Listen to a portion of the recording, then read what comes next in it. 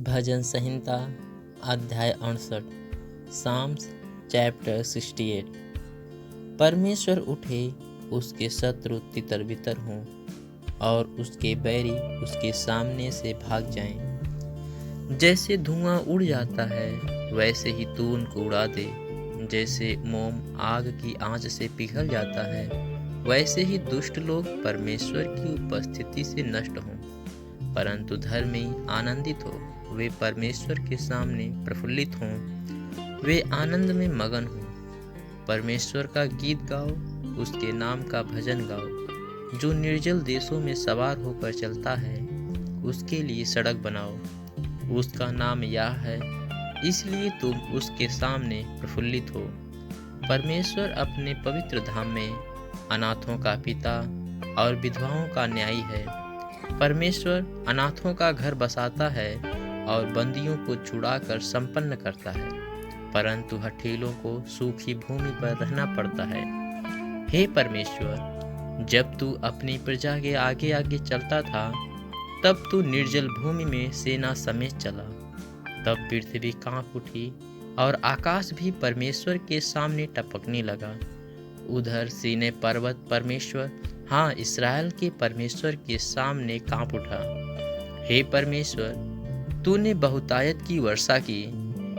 तेरा निज भाग बहुत सूखा था, परंतु तूने उसको हरा भरा किया है।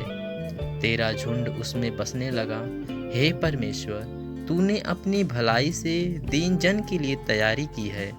प्रभु आज्ञा देता है तब शुभ समाचार सुनाने वालियों की बड़ी सेना हो जाती है। अपनी अपनी सेना समेत राजा भागे चले जाते हैं और गृहस्थिन लूट को बांट लेती है। क्या तुम भेड़शाला के बीच लेट जाओगे और ऐसी कबूतरी के समान होगे जिसके पंख चांदी से और जिसके पर पीले सोने से मढ़े हुए हों? जब सर्वशक्तिमान ने उसमें राजाओं को तितर बितर किया तब मानो सलमोन पर्वत पर हिम पड़ा। बासान का पहाड़ परमेश्वर का पहाड़ है। बासान का पहाड़ बहुत शिखर वाला पहाड़ है। परंतु हे शिखर वाले पहाड़ों, तुम क्यों उस पर्वत को घूरते हो जिसे परमेश्वर ने अपने वास के लिए चाहा है और जहां यहोवा सदा वास किए रहेगा। परमेश्वर के रथ 20,000 वरन हजारों हजार हैं। प्रभु उनके बीच में है। जैसे सीने पवित्र स्थान में है, तू ऊंचे पर चढ़ा, तू लोगों को बधुआई में ले गया। तूने मनुष्यों से वरन हठीले मनुष्यों से भी भेंटें ली, जिससे यह परमेश्वर उसमें वास करे। धन्य है प्रभु जो प्रतिदिन हमारा बोझ उठाता है। वही हमारा उद्धार करता परमेश्वर है। वही हमारे लिए बचाने वाला परमेश्वर ठहरा।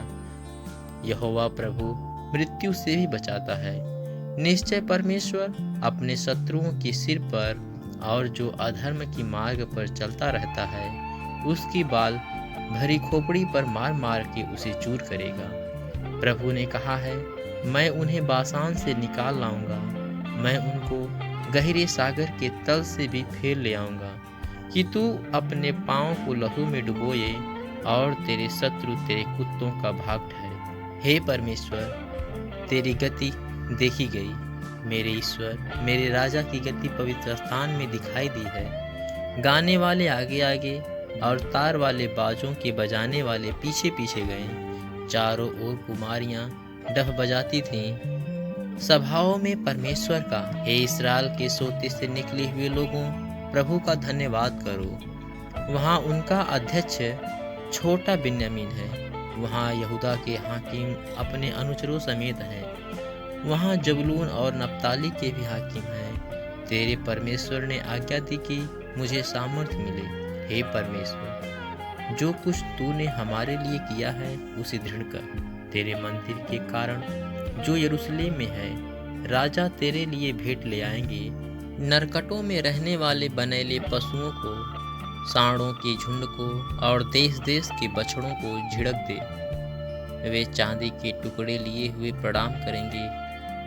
जो लोग युद्ध से प्रसन्न रहते हैं उनको उसने तितर बितर किया है।